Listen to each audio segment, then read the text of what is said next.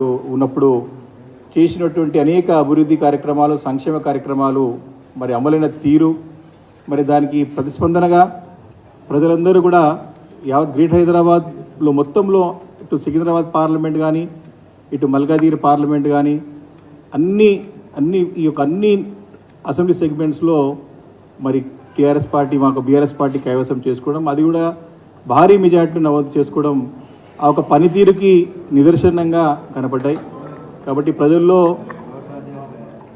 సంపూర్ణమైన నమ్మకం, విశ్వాసం మరి బీఆర్ఎస్ పార్టీ నాయకత్వం పైన, పార్టీ పైన ఉందని చెప్పడానికి ఒక ఎన్నికల ఫలితాలే నిదర్శనమని చెప్పి సందర్భంగా మనవి చేస్తా ఉన్నాను.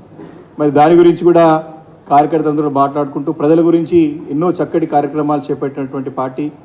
మరి ఇప్పటికి కూడా గ్రేటర్ హైదరాబాద్ పరిధి మొత్తం కూడా ఒక్కటంటే ఒక్క సీటు కూడా ఈరోజు వేరే పార్టీలకు వచ్చినటువంటి సందర్భం లేదు.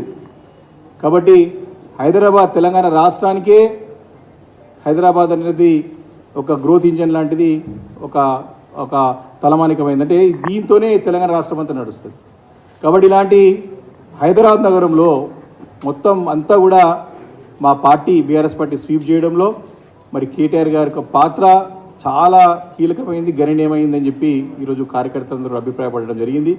దానికి వారందరూ కూడా వారికి ఎంతో కృతజ్ఞతలు తెలియజేసుకుంటూ పార్టీ బలోపేతాన్ని కూడా కొన్ని సూచనలు, సలహాలు కూడా వారు తెలియజేయడం జరిగింది. కాబట్టి తప్పకుండా వారు వాటన్నిటి కూడా పరిగణలోకి తీసుకొని మరి రేపు రాబోయే ఎన్నికల్లో, పార్లమెంట్ ఎన్నికల్లో తప్పకుండా మరి 3,55,000 మెజారిటీ ఆధిక్యం ఈరోజు బీఆర్ఎస్ పార్టీకి ఉన్నది. కాబట్టి గతంలో మరి అతి స్వల్ప కొన్ని ఓట్లతోని మరి కాంగ్రెస్ ఆ రోజు సీట్ గెలవడం జరిగింది. ఆ రోజు ఇదే పార్లమెంట్ సీట్కి ప్రాతినిధ్యం వహించినటువంటి ఇప్పటి ముఖ్యమంత్రి మరి రేవంత్ రెడ్డి గారు ఆ రోజు ఏమి కూడా చేయలేకపోయినారు. ఈరోజు వారి యొక్క సెగ్మెంట్లో ఇప్పుడు ఏ ఎన్నికలు జరిగినా సరే ఇక్కడ ఏం ఓట్లు వచ్చిన దాఖలు లేవు. ఆ రోజు నీకు ప్రజల గొంతుకనవుతాను, పార్లమెంట్లో పరిధిలో అనేక కార్యక్రమాలు చేపడతాను, మీ వాయిస్ వినపెడతానని చెప్పి ఆ రోజు మభ్యపెట్టి ప్రజల్ని మరి ఏదో రకంగా వారు మాయ చేసి వారు ఓట్లు వేయించుకొని ఎంపీ అయ్యి 5 సంవత్సరాలు ఏమీ చేయలేదు. నేను ఇప్పుడైనా ముఖ్యమంత్రి అయ్యారు కాబట్టి ఈ పార్లమెంట్ ఒక అభివృద్ధి పైన వారు చిన్న చూపు చూడకుండా వారి పార్టీకి సీట్ రాలేదని చెప్పి ఒక కక్కకుండా మరి యొక్క అభివృద్ధికి సహకరించాలని చెప్పేసి కూడా అక్కడ కార్యకర్తలతో కూడా అభిప్రాయపడడం జరిగింది. అంతేకాకుండా రేపు భవిష్యత్తులో అటు పార్లమెంట్ ఎన్నికల్లో ఇటు బీజేపీ పార్టీ, అటు కాంగ్రెస్ పార్టీ పన్నుతున్న కుట్రలను చూస్తూ ఉన్నాం. 2 పార్టీలు కలిసి మరి బీఆర్ఎస్ పార్టీని లేకుండా చేయాలని చెప్పి పన్నుతున్న కుట్రలు బహిర్గతం అవుతా ఉన్నాయి, రోజు రోజుకి ముందు పడుతూ ఉన్నాయి. ఈరోజు అలా స్పష్టంగా ఈరోజు కొన్ని పత్రికల్లో కానీ మరి అనేక ప్రత్యక్షంగా డైరెక్ట్గానే బీజేపీ పార్టీకి చెందిన నాయకులు డైరెక్ట్గా చెప్తా ఉన్నారు, మనం కలిసి ఉందాం, బీఆర్ఎస్ పార్టీని లేకుండా చేద్దాం, కేసీఆర్ గారి నాయకత్వం లేకుండా చేద్దాం, తెలంగాణ అస్తిత్వాన్ని చంపేద్దాము, తెలంగాణ లేకుండా చేద్దామని చెప్పేసి పడుతున్న కుట్రలు మరి ఒకటొకటి బయటపడుతూ ఉన్నాయి. కాబట్టి దాన్ని ప్రజలకు లోపుతో తీసుకెళ్లాలని చెప్పేసి కూడా ఈరోజు కార్యకర్తలందరూ కూడా పార్టీ అధిష్టానానికి తీసుకెళ్లడం జరిగింది. మరి అంతేకాకుండా మరి మనం చూస్తూ ఉన్నాం, గడిచిన కొత్త ప్రభుత్వం వచ్చిన తరుణంగా ఈ యొక్క 45 రోజుల్లో వాళ్ళు ఇచ్చిన హామీల గురించి ప్రశ్నిస్తే ఈరోజు మమ్మల్ని బెదిరించే విధంగా, మా పార్టీని బెదిరించే విధంగా వారు మంత్రులు కానీ, ముఖ్యమంత్రి గారు కానీ ఏ రకంగా వారి యొక్క స్టేట్మెంట్లు కానీ వారి స్థాయికి దిగజారి మాట్లాడుతున్నారో మనం చూస్తూ ఉన్నాం. ఒకటి స్పష్టంగా తెలంగాణ రాష్ట్రంలో మరి 3వ ఎన్నికలైన తర్వాత ప్రజల యొక్క తీర్పుని గౌరవిస్తూ మేమందరం కూడా ప్రభుత్వానికి సహకరిస్తాం. వారిని ఎందుకంటే ప్రజలు వారి తీర్పులు ఇచ్చారు కాబట్టి వారికి ముందు తీసుకెళ్లాలని చెప్పి ఆలోచనతో ఒక నిర్మాణాత్మకమైన పాత్ర మరి ఒక అపోజిషన్ పార్టీగా మేము పోషిస్తామని చెప్పేసి అనుకున్న తరుణంలో వారు మమ్మల్ని రెచ్చగొట్టే విధంగా వారు ఇచ్చిన హామీలు నెరవేర్చడానికి వారికి ముఖం లేక, దారి లేక మా పైన నెప్పం మోపే ప్రయత్నం మొదటి నుంచి కూడా చేస్తూ ఉన్నారు. గవర్నర్ స్పీచ్లు స్టార్ట్ చేసుకుంటే ఈ రోజు వరకు అవే చేస్తూ ఉన్నారు. వారికి చిత్తశుద్ధి ఉంటే వారు ఇచ్చిన హామీలు నెరవేర్చడానికి ప్రయత్నం చేయాలి. కానీ తప్పులు ఎత్తి చూపి మరి గతంలో మరి ఈ రాష్ట్రాన్ని మరి అప్పుల పాలు చేశారనేటువంటి ఒక తప్పుడు ప్రయత్నం చేసి, ఒక తప్పుడు ఆరోపణ చేసి దాని యొక్క మరి అవి చూపి ఈ హామీలని ఎగ్గొట్టి ప్రయత్నం చేస్తామని చెప్పి స్పష్టంగా అర్థమవుతా ఉన్నది. మరి గతంలో ఇదే అసెంబ్లీలో మరి అపోజిషన్ పార్టీ లీడర్గా ఉన్నటువంటి మరి నాయకులు ఇప్పుడు ఫైనాన్స్ మినిస్టర్గా డిప్యూటీ సీఎం ఉన్నారు. ఆ రోజు రాష్ట్ర పరిస్థితుల గురించి వారికి ప్రతి ఒక్క అంశం పైన అవగాహన ఉన్నది. ప్రతి ఒక్క అంశం పైన వారికి సంపూర్ణంగా లోతైన అధ్యయనం అసెంబ్లీ చర్చలో ప్రతి ఒక్క బడ్జెట్ సమావేశంలో వారు ఉన్నారు. కాబట్టి తెలిసి వాళ్ళు చేశారా, ప్రజలను మోసగించడానికి చేశారా, లేకపోతే అధికారం రావడానికి అబద్ధాలు చెప్పారని చెప్పే ఒక సమయం ఆసన్నమైంది. కాబట్టి వాటన్నిటి కూడా తప్పుదో పెట్టడానికి ఈరోజు ప్రయత్నాలు చేస్తూ ఉన్నారు. కాబట్టి ఏదేమైనా సరే ఈ యొక్క పార్లమెంట్ ఎన్నికల నోటిఫికేషన్ వచ్చే లోపల వారు ఏ రకంగా దీన్ని కాలయాపన చేసి పోస్ట్పోన్ చేసి ఎలక్షన్ కోడ్ వచ్చింది కదా అని చెప్పి తప్పించుకునే ప్రయత్నం జరుగుతూ ఉంది. మళ్ళీ పార్లమెంట్లో గెలవాలని చెప్పేసి ప్రయత్నాలు జరుగుతూ ఉన్నాయి. మరి నిన్న కాక మొన్న ఈ 2 రోజుల్లో కొన్ని సర్వేలు వస్తూ ఉన్నాయి. చాలా స్పష్టంగా తెలంగాణ రాష్ట్రంలో హైయెస్ట్ సీట్స్ తప్పకుండా మరి బీఆర్ఎస్ పార్టీకే రాబోతున్న స్పష్టంగా సంకేతాలు వస్తూ ఉన్నాయి.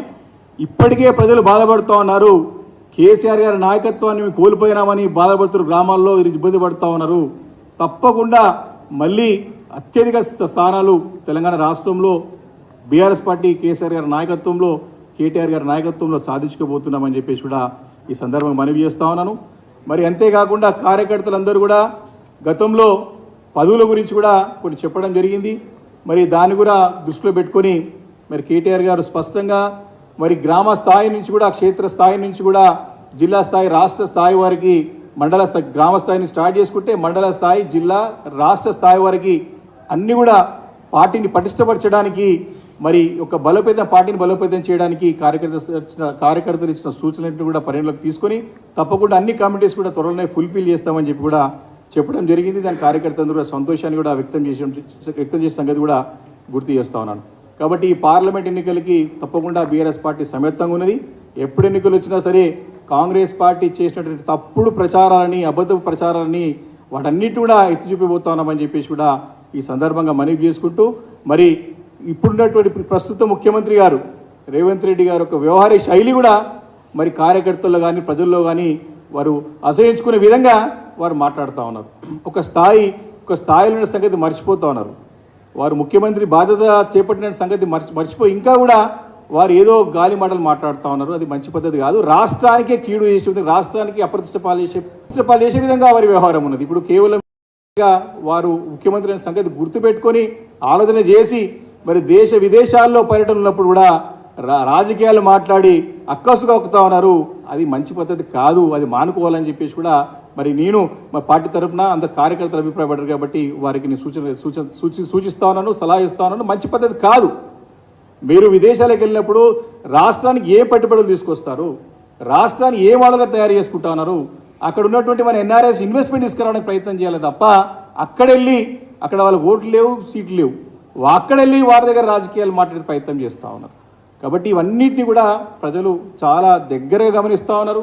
మేము వారికి సమయం ఇవ్వాలి కాబట్టి మేము ఓపికతో ఉన్నాం, సహనంతో ఉన్నాం. అడగాల్సిన బాధ్యత మా పైన ఉంది కాబట్టి అడుగుతూ ఉన్నాం. ఏం ధర్నాలు చేయట్లేము, రోడ్లు ఎక్కలేము, ఏం చేస్తలేం. మీరు చెప్పిన మాటలనే గుర్తు చేస్తూ ఉన్నాం. దానికే తట్టుకోలేక ఎగిరెగిరి పడుతూ ఉన్నారు ఈరోజు మంత్రులు కానీ మరి అటు ముఖ్యమంత్రి గారు కానీ ఉప ముఖ్యమంత్రి గారు కానీ. కాబట్టి మేము అడిగే మీరు చూస్తూ ఉన్నాం. 200 యూనిట్ల వరకు ఎలక్ట్రిసిటీ బిల్ కట్టొద్దని చెప్పేసి కోమటిరెడ్డి వెంకటరెడ్డి గారు నవంబర్లో చెప్పినారు. డిసెంబర్లో అప్పుడు పిసిసి అధ్యక్షుడు ప్రస్తుత ముఖ్యమంత్రి గారు చెప్పినారు. అదే మాటను కేటీఆర్ గారు గుర్తు చేస్తే ఇప్పుడున్న ఉప ముఖ్యమంత్రి గారు దాని విధ్వంసకరమైనటువంటి ఒక ఆలోచనగా దాన్ని చెప్పడం సరైన పద్ధతి కాదు. ప్రజలకి స్పష్టత ఇవ్వండి. మళ్ళీ మీ పార్టీ నాయకుడు కూర్చొని మీరేమో మీ ఉప ముఖ్యమంత్రి వారేమో ఇది మంచి పద్ధతి కాదంటారు. మరి మీ పార్టీకి సంబంధించిన నాయకులే మళ్ళీ మాట్లాడుతూ ఉన్నారు. ఎస్ మేమే చెప్తున్నాం కట్టొద్దని చెప్తా ఉన్నారు. ప్రజలని అయోమయం చేస్తూ ఉన్నారు, రాష్ట్రాన్ని అయోమయ పరిస్థితి చేస్తూ ఉన్నారు. కాబట్టి అలా కాకుండా మీరు సరైన పద్ధతి, మీరు స్పష్టమైనటువంటి దిశానిర్దేశం చేయండి. మీరు చేస్తారా చేయరా, చేస్తే ఎప్పటికప్పుడు చేస్తారు అది చెప్పాల్సిన విషయం మర్చిపోయి పక్కన పెట్టి మమ్మల్ని ఏదో 100 మీటర్లు లాంటి 100 మీటర్ల లోతున పాత పెడతారండి. కాబట్టి ఇది మంచి పద్ధతి కాదు. ప్రజాస్వామ్యంలో ప్రజలు తీర్పులు ఇస్తారు, ప్రజలు తీర్పు గౌరవించాలి మనందరం కూడా. కాబట్టి వ్యక్తిగతంగా ఏదో ఆరోపణలు చేయాలని చెప్పి మీరు ఇచ్చే హామీలు నిలబెట్టుకోపోగా మా పైన నెప్పమొట్టే ప్రయత్నంలో భాగంగా రాజకీయంగా దీన్ని వాడుకొని మళ్ళీ పార్లమెంట్ ఎన్నికల్లో లబ్ధి ఉండడం అనే ప్రయత్నం మంచి పద్ధతి కాదు. కాబట్టి దీన్ని మానుకోవాలని చెప్పేసి కోరుతా ఉన్నాం. కార్యకర్తలు, మా పార్టీ కార్యకర్తలు, నాయకులందరూ కూడా చాలా ఓపికతోని, సహనంతోని చక్కగా ఉన్నారు. మేము పార్లమెంట్ ఎన్నికలకు వాస్తవాలతో ముందుకు పోతా ఉన్నాం. మేము ధర్నాలు చేయట్లేదు, మేమేం రోడ్లకు ఎక్కుతలేము, మేమేం బంధులు ప్రకటిస్తలేము. కేవలం మీరు చెప్పిన మాటలనే గుర్తు చేస్తున్నాం. అది కూడా మీరు అంటున్నారు కాబట్టి మేము చాలా ప్రతిపక్ష పార్టీగా ఒక కన్స్ట్రక్టివ్ రోల్ ప్లే చేద్దామని చెప్పేసి మా అధినేత కేసీఆర్ గారు మాకు స్పష్టంగా గతంలోనే ఆదేశాలు జారీ చేశారు. దానికి కట్టుబడే మేమందరం ఉన్నాం. కాబట్టి మీరు తప్పుడు విధాన ఆరోపణలు మానుకోవాలని చెప్పేసి కూడా మేము కాంగ్రెస్ పార్టీకి హెచ్చరిస్తూ ఉన్నాం. బీజేపీ పార్టీ కూడా ఈరోజు రామ మందిరాన్ని తమకు అనుకూలంగా మలుచుకునే ప్రయత్నం చేస్తూ ఉన్నారు. యావత్ భారతదేశంలో ఎక్కడ లేని విధంగా ఇక్కడనే వారు కొన్ని కొత్త మరి సాంప్రదాయాలు, సంస్కృతులను తీసుకొచ్చి దాన్ని ఓటు రూపంలో మలుచుకునే ప్రయత్నం చేస్తున్నారు. ప్రజలు దాన్ని గమనిస్తూ ఉన్నారు.